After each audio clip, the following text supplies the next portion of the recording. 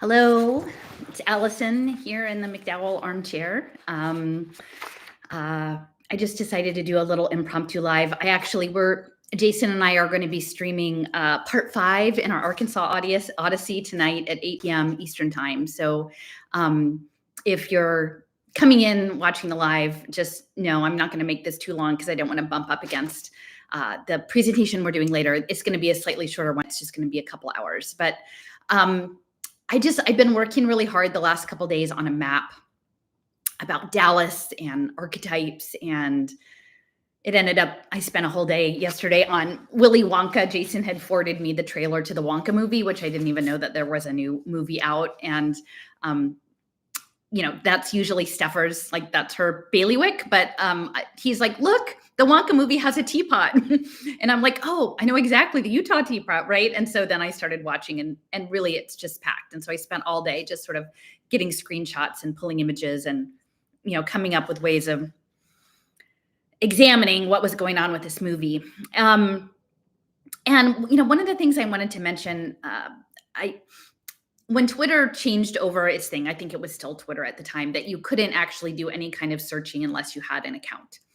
And I gave in and I had an old Wrench in the Gears account for my blog that I had my Affiliate 52 account, and then I had this back one that I never really used, but I would use it occasionally just to go in and poke around and see. You couldn't see much because I wasn't following anybody, but I would just do a search of my name or the blog to see if anything was still out there. And then later I would occasionally tweet links to the things I posted, but I wasn't active the way I was before.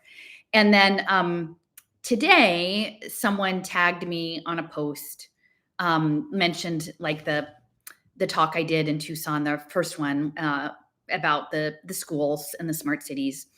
And it was tagged to someone, the main person. They had done a thing, I think it was about the well-being economy. And it was someone that I knew of. I don't know well, but I had actually met this person, her in person at a gathering in New York by a mutual friend in common. And she's a mother who is coming from the education space as well, but just in a very, very different story. And, it clearly sort of networked into the patriot, red, white, and blue, anti-communist sort of inflammatory certain stories. So it's reinforcing the ways in which, like, I'm doing this research. And I think I'm hesitant to say it's better, but there are aspects that are outside the main stories of the feed that are really important. And I think if they weren't important, I wouldn't be seeing in this 2.5-minute trailer clip of Wonka, like 30 different items featured in the visual and narrative aspect of that film, which is an intergenerational film. Like, I guess, I knew that there was a part 2, but, there was the first one in 1971. So it's 1971, I was only 3, so I wasn't going to theaters and watching movies, but I certainly saw it in reruns or special occasions. So, my generation was imprinted, and then there was the Johnny Depp one is imprinted, and then this one is imprinted. And this one I think is really important because it's specifically a musical with dance. And I think that this idea of new forms of language are going to be really important because the global brain is not going to run on the way information is shared and processed socially is going to start to morph and change. And I think we've already seen that, people who are more into digital media and culture know that, like, the meme and GIF culture and image culture, like we're losing, we're becoming illiterate, really. I mean, or we're losing our traditional literacy in terms of like read a book and write things down. And we're shifting into other ways of communicating that is, more visual. And I think eventually it will be more around haptics and body motion and kinesthesia and that sort of thing. So anyway, I guess I was just trying, and then there was one other person I think who was on this thread, and I was just trying to expand the view. I was like, I think that this is not going to get you where you need to go. And I was trying my speaking in maps. Like, if you're going to frame this all as like the well-being economy as a communist plot against America or what have you, then well, where does Vernadsky fit in? Where does Teilhard Desjardins fit in? Because they don't, like, if you want to, and they're like, oh no, it's a cult. And I'm like, well, we have to be careful with our language, because once you choose a word, then it becomes very narrow, right? So like, would you call Teilhard Desjardins folks a cult? Desjardins and Vernadsky are both promoting this idea of an evolutionary global thought form. Now, one is coming from a evolutionary Jesuit Christogenesis version, and one is a Russian biogeophysicist. And you could certainly slap labels on, like, oh, well, that guy he's Catholic, so he's a cult guy, and that guy's Russian, so he's a communist, even though he died before, like that was even a thing. And like, you would just label things and put them in a box and have an emotional reaction and then move on, but you wouldn't actually have a more nuanced understanding. And so, I was trying to communicate with people, and I hardly ever do this. I really don't. And, I was trying to jump in and say, like, there was someone from Indiana, and they were like, the nefarious things in my state are coming from the Republicans. And I'm like, okay, just understand that these boxes that people are in, like, the tension is such that that's on purpose. That's on purpose. And you're reinforcing it. And even this woman who had started the thread, I said, can you see this? Can you not see this? Like, she had tweeted something, this Conceptual James. See, just like Conceptual James says, it's a cult. And then he retweets it, and he's got 500,000 followers, right? And so then it just gets magnified, like, oh yeah, it's a cult. I don't really know what it is, but we're going to call it a cult, right? And it's just going to like reaffirm our own digital footprint and our own reverberation in the field, because this is all field energetics. And I'm like, but it's more than that, guys. Like, here, I've spent all day looking at like digital identity as pattern, potentially across time and reincarnation. And I'm not saying this, but I'm saying this is how they understand it. And through archetype, and going back to the OSS and the Mellon family and Jung and all of these things. And if we start to like label them and be bad, like the whack-a-mole bad thing, you're not going to actually get what we're talking about. Because certainly I'm not saying that, the cultures of the East are bad inherent. No, they're not. But like, to understand it, you actually have to be able to set that back and then look. And no one could look. And so I was literally totally failing at communication, because I would be like, here, can you look at this? Here's a whole map, and tell me, Lisa, how you fit Desjardins and Vernadsky into your analysis. I was maybe a little prickly, but I was literally trying to say, show me where this fits into your story. And I don't think it does, because she was responding to things, but she would never respond to that. And and then so I went back to my Dallas map, and I'm mapping things about Adrian Tchaikovsky and the Portian spiders and understandings and Lamarckian epigenetics. And, I come across material that I've uploaded a few months ago about the Lamarck and these understandings, and also that the spiders tame the ants for this ant computer. And literally what they say about the ant computer was that the spiders, so they've domesticated the ants, and they've groomed them into different, I guess, ant hills, colonies, modules, with different behavioral incentives. They've groomed them. They've groomed them to act. They literally, in this clip, and it's only like a minute long, Tchaikovsky describes it as an idiot savant computer. And they say the ants are functioning through decision trees. But they're not acting from their own internal guidance system. They've been conditioned. They've been behaviorally conditioned and reinforced in ways that are collectives. And this is what I told this woman, Lisa, I said, listen, could you just step back and look? So you put this thing out, you create this strong statement, this strong, and then you framed it within a very limited frame. And then you've tweeted this guy who's like got 500, and then he retweets it and he throws it out. There's physics to that. And, I've been kind of going back and forth with Jason a little bit on this idea of physics, atoms versus bits, and dealing with the Julia Mossbridge and Ben Goertzel and this idea of a retrocausality and time travel and precognition. And I don't know what to think about it all, but these are clearly important connected people getting money from important connected people. So it behooves us to think about it, right? And essentially what they're saying is that, you can start to mess around in the physics of time when you live as bits in ways that you can't when you're attached to atoms. And I think I don't want to misrepresent Jason. I think his thing is like he has caution about the whole atoms thing. And I'm not saying that like, oh, I've got a magic knife and I can cut a portal in time and walk on the other side of my living room into a different era. I'm not saying that. That's not what I'm saying. But what I'm saying is there are tethers between the digital interactions that we're having and our physical bodies that matter, right? Like my life is very different right now because the people like myself and people who are around me were engaged in the bits flow and the physics of that. And choices were made and things progressed. And now my life is very different. And it's happened in multiple ways. I think it's happened for many, many people. So this idea of the physics of life in the bits world matters, right? Like this idea of tweeting, because you would look at the view count, there's thousands of retweets and all this stuff. Like, and if it's real, like who knows if it's real, but like by these numbers, there's a physics to that. And I said, do you know what you just did? Like you created a story. And that's part of this, like what I'm dealing with Willy Wonka. It's this idea of the magus and the magician. And you craft something, a little thing, and then you throw it out. And I guess I'm doing it too. So I shouldn't be so emphatic about it, but it's just, you can't actually communicate anything in those spaces. And you simply can't, because one of these other people, I went back to their page because their thing is ACEs scores, right? Because everybody picks a narrow slice of the elephant. And then I've talked about that. They do their thing. Their thing was ACEs scores.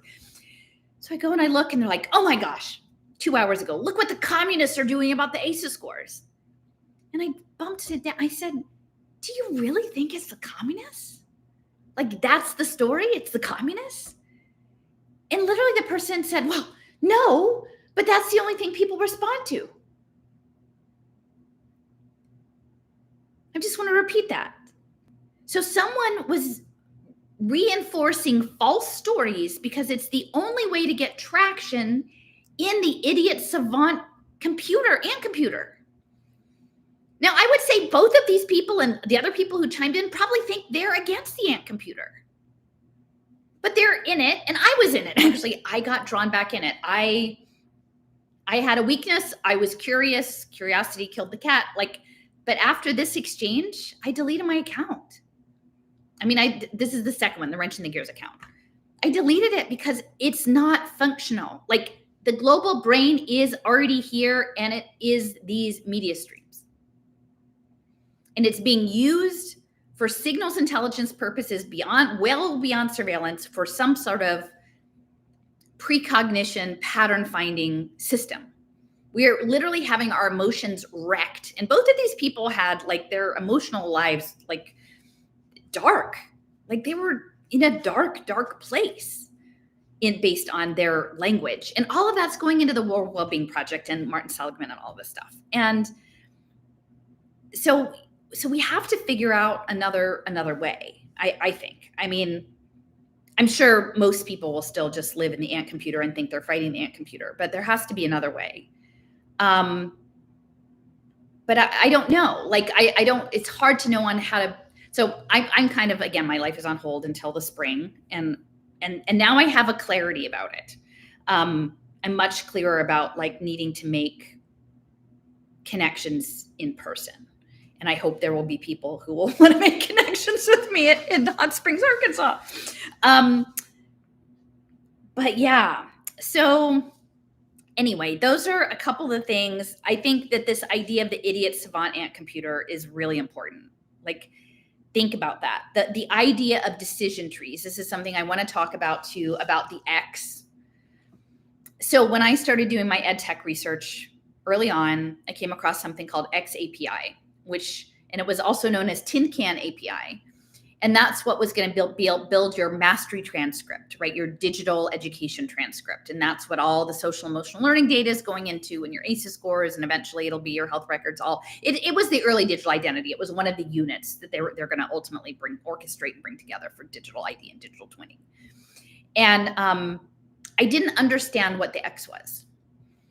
And so this work that I've been doing in the latest map, and I'm going to do a pre-recorded walkthrough. It's been hard to focus, honestly. And I have like my house is getting painted right now to put it on the market. If you know anybody who wants a beautiful old house in Philadelphia, that'll be in March, I guess. And so, yeah, it's been like fumes, paint fumes, and painters running around and music and stuff. So I haven't been super productive, but I've been going through this map about Dallas. And there's this woman, her name is Gail Thomas, and she was with the Dallas Institute. And, I have this connection to Dallas with my friend Lynn, who's been super active. She and a number of colleagues, both in Dallas and going to Austin, and then going really all over the state of Texas to try to talk about these issues as best we can. And so this Dallas Institute, and we know that a lot of these California tech companies are moving to Texas, right? All Houston, Austin, San Antonio, Dallas, they're moving. They're on the move into Texas. Global Silicon Valley, Michael Moe, he left Global Silicon Valley, which is the Arizona State University GSV, ASU GSV EdTech conference. GSV, Global Silicon Valley, is now headquartered in Dallas. So that's an interesting move. And it's because Dallas is going to be put on blockchain, right? But it's the free state. It's the health freedom resistant state, right? Like with Florida. And all of this is going to be linked to school choice and the vouchers are going to be linked to your class wallet. And that's going to be your XAPI. And this XAPI, the digital twinning, I didn't understand what the X was. And I didn't understand what the tin can was. It was both Problem Solutions out of Johnstown was the defense contractor that developed the platform. And it was to collect all your badges, right? Your skills badge, lifelong learning, for the Ant computer. And I didn't know about the X. Well, someone shared with me this talk by this woman, Gail Thomas, from the Dallas Institute. And it was from the mid-'80s.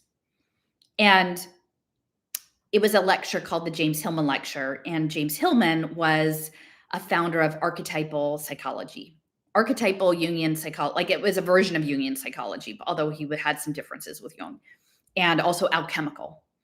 And so he evidently relocated. He was originally from Brooklyn, I think, New York, and was out and about, but he came and lived in Dallas for 6 years. And at the time, he really focused on something called the soul of the city.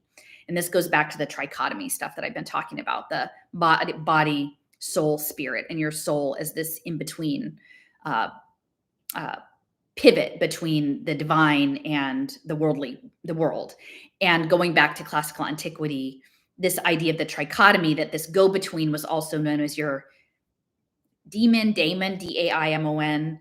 I don't know how you pronounce it, but it was sort of like your intercessor, your go-between. Like, you couldn't talk directly to God or the gods, but you could have your intercessor. And it was sort of like your soul, your internal compass, right? And I very strongly feel that what's coming is that this idea of these technologies are going to be used for child divination purposes in this idiot savant ant computer, and through some form of what they identify as play, that is going to be this new language of the idiot savant ant computer. And it's going to be linked to EEG wearables and biometrics and biofeedback. And I think a lot of it's going to connect to like hypnagogic states and looking at the stuff that the Monroe Institute was up to. And, it's interesting. You can't hold on to something until you actually have a framework of thinking about it. So I guess I can have empathy for the people who are stuck in like the little slice version, because for them to see the breadth of it's so much, and it's just so much, right? And so I find myself now revisiting material that I encountered earlier with a new appreciation for it. And one of those was a digital media and learning seminar that was sponsored by Collective Shift, which was with MacArthur Foundation and this LRNG, and it was about digital media and learning with kids. And they had a guy from PBS, from Sesame Workshop there with Grover, and they were having a little conversation about like getting the kids up to speed on technology. Now, this is Grover, so this is little kids, right? This is not middle school kids or tweens. These are the little kids. And essentially what Grover is doing, and this is at least 10 years ago, he's doing a little, funny banter that what he wanted to do was something called naps, where, you would just put your iPhone near your head for children. These were for children while you sleep, and then you would learn things. And the guy said, well, I'm not sure if that would work. And he's like, well, just wait till I get a USB port for your head, and then it's going to work great.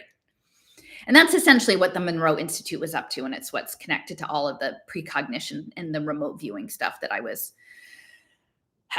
been exploring around. And so James Hillman, he was very important in the space, connected with this place called Aranos in Ascona, Switzerland. And he had mentored many people, including this guy, Robert Bosnak.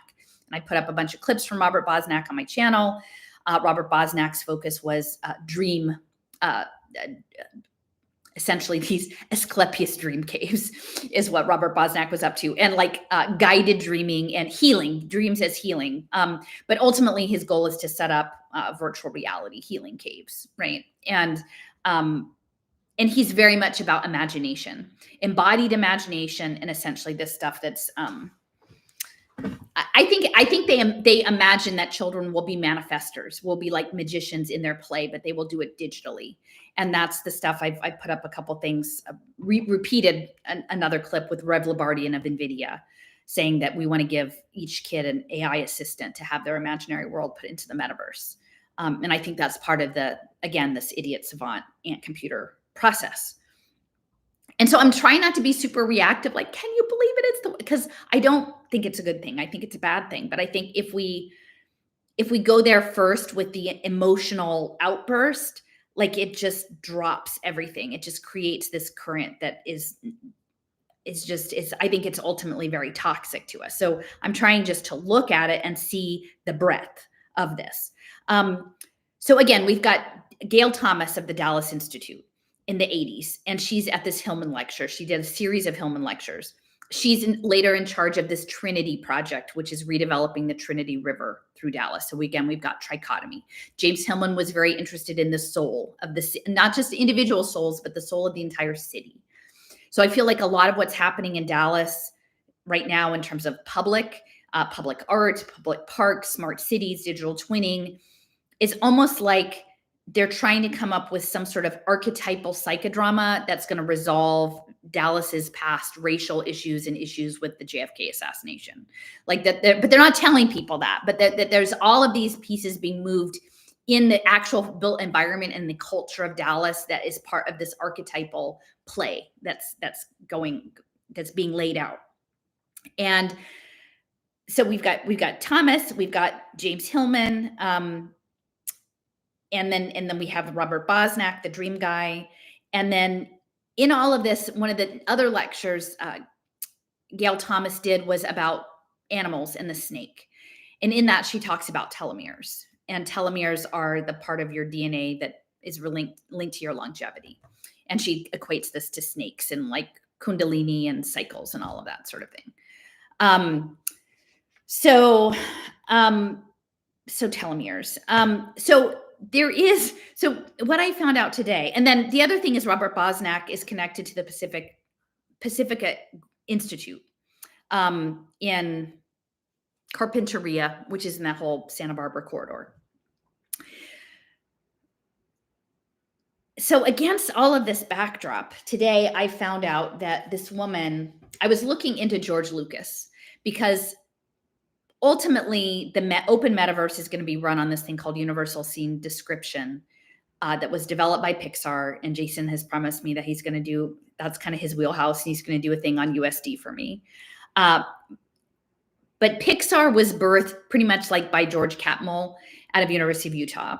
And then it was housed within Lucas Films, Industrial Light and Magic, right? So just think about that, right? Because ultimately, I think what we're dealing with is biophotonics and us as frequency-based biophotonic souls that are, here for a while in this version, and then we make our way back, and maybe we come back out. So Pixar, and you imagine pixels and light, like colored light, was in Lucasfilms and then got handed over to Disney. And so that's going to run the metaverse. So George Lucas has also developed, when I was early on doing my education work, something called Edutopia, which ultimately is going to be linked to project-based education and competency-based education.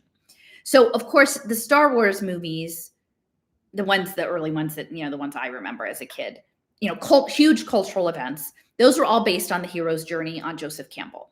So Joseph Campbell's papers are at Pacific Institute. James Hillman's papers are at the Pacific Institute. Joseph Campbell started out, he was made prominent by the Bollingen Foundation, which is the Mellon family. And, of course, Paul Mellon was with the OSS.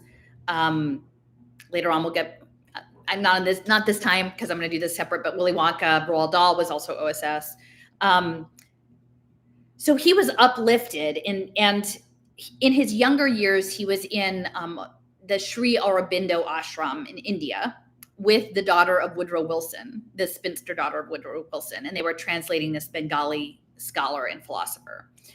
And so he has this early background, and then he comes back, and then of course he's a really central figure in Esalen and popularizing the mythos. Now, in Cryptonomicon, which is Neil Stephenson's book, that's this two timeline about digital gold and World War II cryptography. It includes myth. And Athena is mentioned in Cryptonomicon by this guy Enoch Root, who seems to be traveling across time. Although he's in a number of other books in different incarnations in the Baroque cycle that Neil Stephenson wrote. And in the story, the main character is in prison, and Enoch Root, this guy, is in the adjoining cell, and they're having this conversation. And they're like, well, how did you know it was me? We just emailed.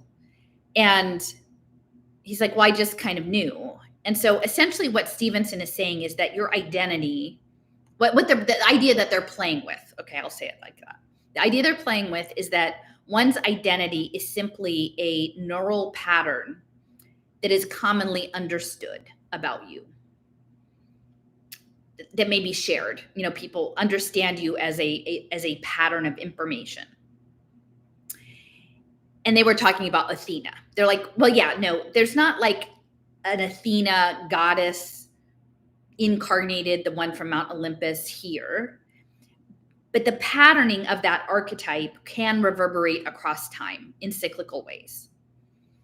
And I think that relates to this idea of reincarnation and us as beings with a particular signature, like of information, also running in cycles. And so I think that this has to do, again, when I was talking about the trichotomy, the soul-bound tokens is intervening with the Web3 space on that bridge in a natural process of cycles about how we operate as patterns, potentially. I don't want to limit us to patterns because that sounds really terrible. I don't mean to imply that, but this is how they're thinking about it. And it's interesting. It's from an archetypal way.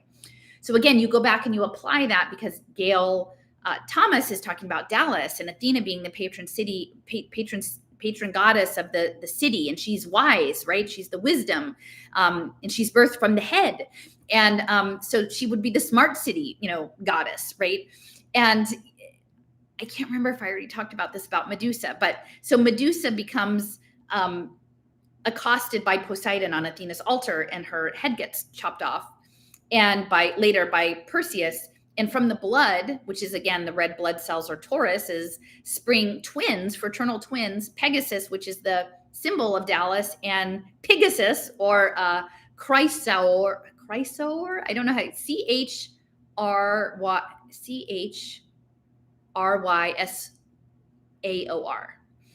And that one is either a giant with a sword that cuts through anything, which I'm thinking includes maybe dimensions, or a flying pig, which is prominently featured at Old Parkland, which has a lot of imprinting there. And so you've got these twins that are born of blood, and then they both fly. And so I feel like what we're approaching is whether it's natural, unnatural, what's exactly behind it, but we're on this threshold of this phase shift. And I don't know what is to be done about it. Like, I don't know if this is a phase shift that we can intervene on. I'm not excited about this phase shift, so I think we should be able to at least articulate that. But if you imagine that Medusa, who's the Gorgon that turns things into stone, that's like laminated space-time, right? Like, so if you're going to have time, a world that has time in it, you can't have the world that's also the eternal creator in it, because the eternal creator is eternal, so you can't have time. So there's like some distance separation, hence you need the soul and you need the bridge. There has to be a distance. So the laminated space-time is kind of like, we talked about that, but I feel like Medusa might exemplify, it's not a lamination, but a stone. It's like to take something that's ephemeral and eternal and make it rigid in one point. So if you picture a phase shift as being cutting off the head and then moving to these twins that are going up, that are flying, because there's all sorts of up things going. The Up Pixar movie, there's Uplift charter schools. There's a lot of different ups and uplifts that are connected to this overall program. I think that this is connected to the multiverse and interdimensional, like a new level of physics that's coming, that's related to not being grounded on Earth, and that is being up and disconnected from Earth in some way. And I think that that is maybe moving from the atoms to the bits concept. And so I think that there's a lot of that in the Wonka movie that I'll go into, but I think that is some of the stuff that is unfolding.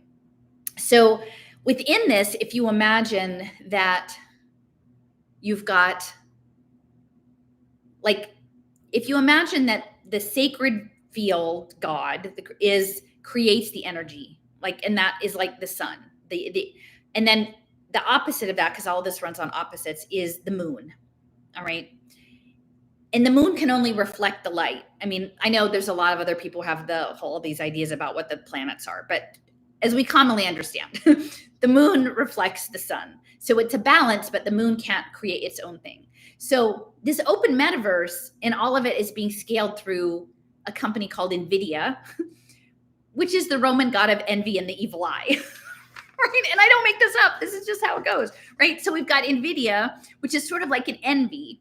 And one of the people who was connected to this Eranos group in Ascona, Switzerland, that was connected to James Hillman, his name was Henry Corbin, Corbin, and he knew this guy Bosnak, and they were talking about this white city, and that it was a mirror city.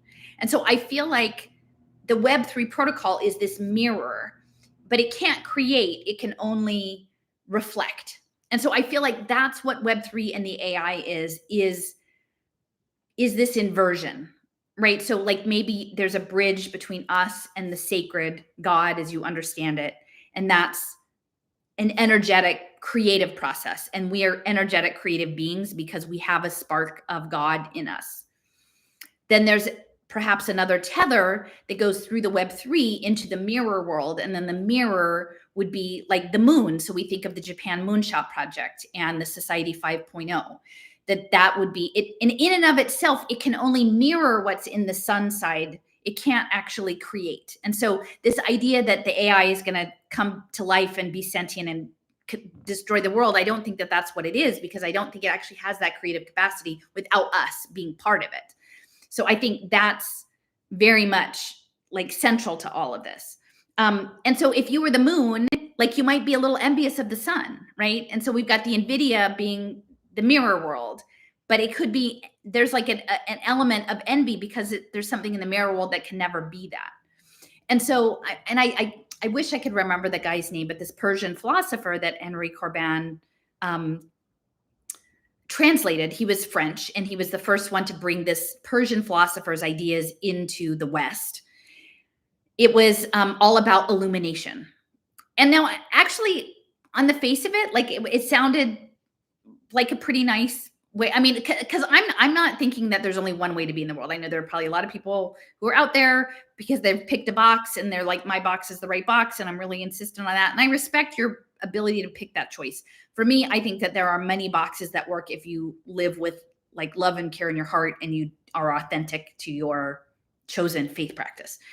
So yeah, I'm looking at this. I'm like, yeah, the whole world is like connected to God and love and light. And I'm like, yeah, I think actually the photonic stuff is it. Like, I think that that's probably a huge part of it.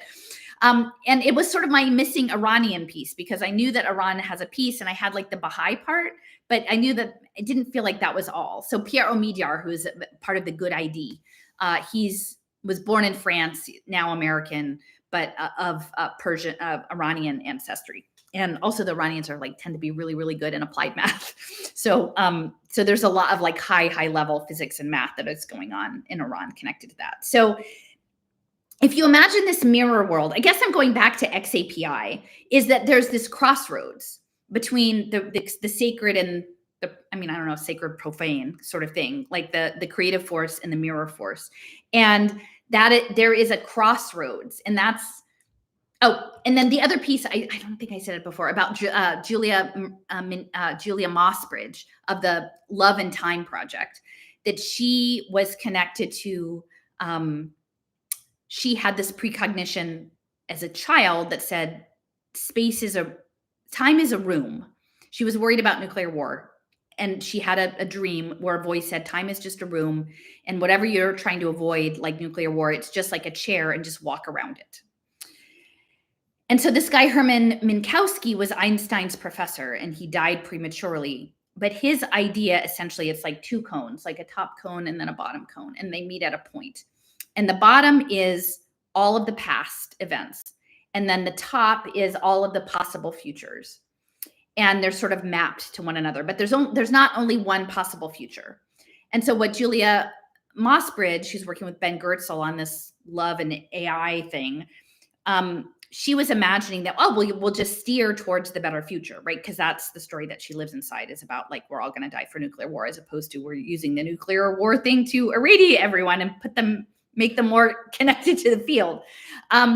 So I thought that was really interesting, because these two cones, when you look, essentially, and they talk about it as arborization. Steffers had recommended this Maniac Netflix show that's involves biopharmaceuticals and schizophrenia, and their brain scan they were showing a tree, like the branches up and the roots down.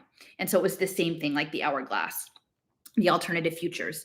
And so that's like this X, and that's like the Markov cone.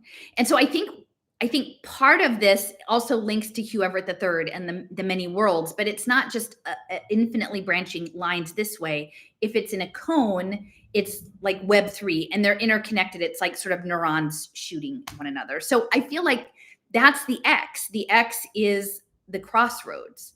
And I think the X is the crossroads between the sacred, the creative force, the inherent creative force of life and God, and then the mirror of that, which is not alive and that does not have a soul.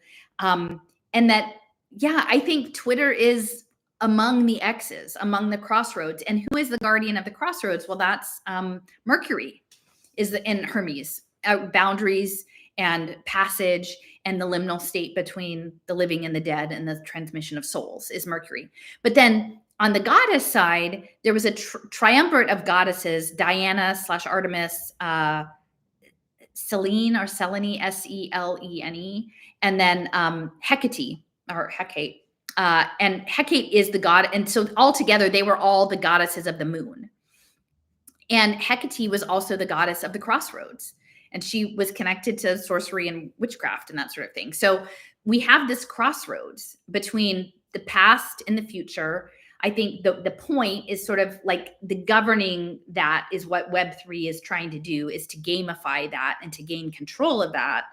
And that probably is also the X in XAPI, is that the X being the world sensorium, right? The idiot Savant computer that I got so frustrated with today that I just left because it's not working. There's no communication happening there. The only thing that's happening there is signal transmission to some sort of pattern recognition we don't understand. There isn't really any communication going on there. It's not there. It's an illusion that communication is happening. The only thing that's happening there is that the narratives that people have already chosen, they are choosing to reinforce with varying kinds of signals and various subplots, but it's all the same. No one's mind is getting changed on Twitter. Nothing. It's simply just an engine of noise. It's a noise engine that they're filtering through the noise and finding patterns. So that's all it is. So the XAPI is, I think, the digital twin. And it was called Tin Can API, and I didn't quite understand, like, there's a picture of it with two tin cans with a string. And you could kind of maybe imagine that as like a tether or twins. And XAPI isn't about communication. Literally, it's just about collecting metadata and accruing it to your digital identity, like the thing that Neil Stephenson is talking about. So I was like, what is the deal with the tin can? But then it occurred to me that Trent McConaughey of Ocean Protocol, way back in the day, he was talking about like space travel, like space, whatever space is, right? And he cited a science fiction author that said, oh, canned primates was never going to go well. Canned primates in space was never going to go well, because really our bodies aren't meant to be in space. But bits can go into space and space-time. And so I think that the tin can API is the idea of you being represented as a digital incarnation that can traverse timescales. And that's how we're going to travel, is as bits, this informational substrate, which is what Ben Goertzel was saying to Julia Mossbridge. It doesn't really matter so much time travel if what we really just need is an informational substrate. And so that's what all this stuff has been the last 4 years. It's been about creating the sensor networks and getting the informational substrate and getting the standards for the signal transmission for the AND computer.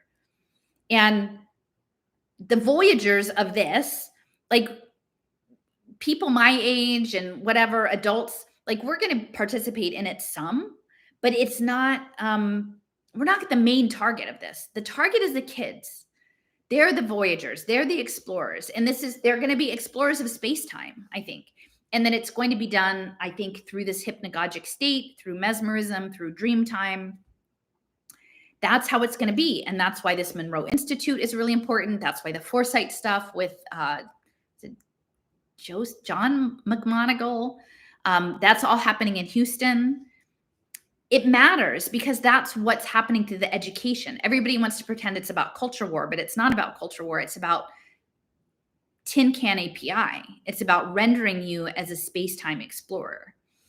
And, I had gotten these books about conspiracy theories, and, I think it's perhaps connected to some place that's linked to an atlas company that went digital. And now the maps are going to be 4D maps, right? Geospatial maps, like maps across time. And I think the logical extension of that is that it's going to be maps across space-time. And then how to communicate that, because these are going to, remember, I mean, all of this is about being a global citizen, right? Because we're not going to be navigating space-time as residents of the United States and residents of Mexico and residents of Denmark. No, we're just global citizens navigating space-time. And so there need to be, this is my sort of one of my last things I'm going to say, there has to be language for communicating what you find. It has to be efficient and it has to be compressed. And I think that language isn't going to look, I mean, Bosnak has pretty much said he wants creative, embodied imagination against the backdrop of apocalypse, because you get more creative if you have a backdrop of apocalypse, which is, information that the kids bring back, whether that's through remote viewing or what have you, with their biofeedback, their brain tone headbands. There has to be a way of articulating that works at scale for all the global citizens, right? And of course, I think they're really going to start with Africa and in India and Latin America first. And if you don't think that the churches are involved in all of this is going to be running every faith community is going to be running all this. They're all going to have their own private micro schools in the basement. They're all going to be running the brain tone headbands. Like, believe me. So I think that the push around early literacy impact bonds, the literacy specifically, is that I think the goal is to, Charlotte Iserbyt, she was always like, they're dumbing down of America. Well, one, they're dumbing down everybody, Charlotte. I mean, I know, may she rest in peace. Her narrative, the story she was in, was the communists that were doing this stuff. Somebody out there was coming to get America. And I'm like, well, it's more complicated than that. But they do want to dumb people down. But I guess the question is dumbing down to what? I think they want to suppress, because reading is its own technology. Like, I was a good reader. I would never have thought of a book as a technology, but it is. Culture is a technology. Books are technologies. They want to move out the old technology of print and writing, and they want to move into the new technology, which is going to be connected to synesthesia, digital prosthetics, which is something that Steffers has been doing a lot of work around. And I really appreciate her guiding me and sharing that information with me about that, because the synesthesia, crossover sensing, like tasting colors or smelling sounds or looking at numbers have a color and things that aren't normal, like typical ways of sensing. And they're going to encourage the neurodiversity. They're going to encourage regular people to have digital prosthetics that expand that, because it's the synesthesia that's going to create, I think, the information channels that they want. And I think they may also ultimately, there's a huge emphasis on play in early childhood education, which again, who wants to be against play? It's like, who wants to be against peace? But it's not what you think. And the play is going to be motion capture, dance, movement, haptics, head, like all of the stuff with the Connect, all of the gaming apparatuses as a language. I think there's going to be a language of play and body motion. And that's, again, Steffers has really been in the lead on the fascia, and the body movement and the electrical aspect of all of that. I don't think I actually said the thing about connecting the archetypes to the genetics. Did I say? I don't think. Tell me if I said about Barbara McClintock. Sometimes I'm here alone by myself too much with my own thoughts, so I don't know if I've already said it. But so Barbara McClintock was the person who connected George Lucas to Joseph Campbell. So as the story goes, right, and who knows, like they tell you these stories, right? But the story goes that George Lucas made his first 3 Star Wars films, and didn't meet Joseph Campbell till after he made those 3 films. And he was at a lecture somewhere in like Marin County, and someone tried to get them together because they thought they should talk to each other. And the person who made the connection was Barbara McClintock. So of course I'm like, well, let me go see who's Barbara McClintock again. And it turns out that Barbara McClintock is a geneticist, cytogeneticist, like cellular genetics. She started working. I think she got her PhD from Cornell, but she started working during the Depression at. Ultimately, she ended up at Cold Spring Harbor Labs, and her focus was on epigenetics and gene expression in corn.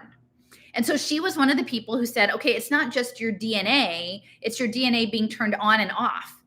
And that piece is what's leading to the Lamarckian epigenetics and the Google selfish ledger, which is going to be like the blockchain, that's the signature is the gene expression that's happening based on various sort of social and environmental conditions impacts your genetic material. And then, so that's epigenetics, which is all about the ACEs screenings and everybody, again, wants to make that all about culture war. And okay, it can be that on a certain level, but dig deeper, keep going. There's more stories. There's not just one story. The story on the ACEs is about the epigenetics. So, and then also she did the early research that ultimately led to the discovery of telomeres, which is something that Gail Thomas in her talk for Dallas Institute, when she's talking about snakes and snaky things in her Hillman lecture and the Kundalini and, she talks about like the trichotomy, because remember, she was for 20 years, like the head of this Trinity project. She talks about pulse, matter, form, and like the snake in motion. Pulse, matter, form is what makes material reality. So she's talking about literally Athena and telomeres and snakes. And this woman here, we've got Barbara McClintock, the Nobel Prize winning geneticist, and she's the one who introduces Joseph Campbell to George Lucas. I mean, who would think, right? You wouldn't think to put together like landmark pieces of shared culture, like Star Wars, at least for my generation, with epigenetics and with this mythological archetypes. They would seem to be in totally different spaces, right? And what I'm saying is, if you've decided to dig in to the idiot savant ant computer, and it might not just be Twitter, it's probably Substack too. It's probably like, I would invite you, if you're still in these spaces, think, is there something besides, I know that there are people who dip in to get, it's like a snake, with the little like sensing. I'm just going to dip in and kind of get a sense of what's in the field right now. Like, so I can interpret the signs. So you're like maybe using the ant computer. And so maybe people are thoughtful about whether they're being used by it or they're using it for that. And, honestly, until today, I was mostly just kind of dipping in occasionally to see if anybody was still talking about my stuff, which for the most part, not. And I will just say, I just found out that evidently Silicon Icarus is going offline on January 1st. So, I haven't had any contact with Roll for a really long time. And I've tried to reconnect, but that hasn't happened. And so I've talked to Leo, and we're going to try to move his stuff over onto my platform in the new year when I get a chance, because Leo's work is super, super important, and it would be a real shame. But yeah, we're losing ground. Even stuff we knew is going away. So anyway, I guess that's I'm mostly done with that. I'm gonna do I'll walk through the Dallas map because it's fascinating, just touching on this. And I also want to do an analysis of the Wonka movie, because you would not imagine that it was really about biogeochemistry and child divination and a phase shift to the multiverse. But that's definitely, to me, based on my analysis of the trailers, seems to be what it's about. If you've seen it, feel free to chime in and see if any of that resonates with you. I have lots of screenshots and pictures. So anyway, I will ring off. I will just say, check out, if you go to Silicon Icarus, you can sign up for his email list, unless you're me, and then you don't get ever put on it. But yeah, and I will just say, if you're listening, Raoul, thank you for the recommendation of the Magus. That's probably the best gift that I got, from knowing, from our, exchange, our research exchange for that time being, was that is it John Foole's, the book, The Magus. I think we're living in that. I think that is actually what's happening. It's this psychodrama archetype based in Greek characters. And it took me a couple years to get around to it, but thank you, friend out there, Murmurian, who shared with me. Initially, it was the Ivan Illich was doing a talk with at the Dallas Institute, and that was what led me to find Gail Thomas's talks and open up a whole can of worms, because you would never imagine that JP Morgan human capital finance in a AT&T digitally twin smart city would go back to Athena and Mercury. But it looks like it might be like that. So anyway, thank you for joining in, and just be thoughtful about how you use that idiot savant ant computer, whatever form it takes. All right, good night.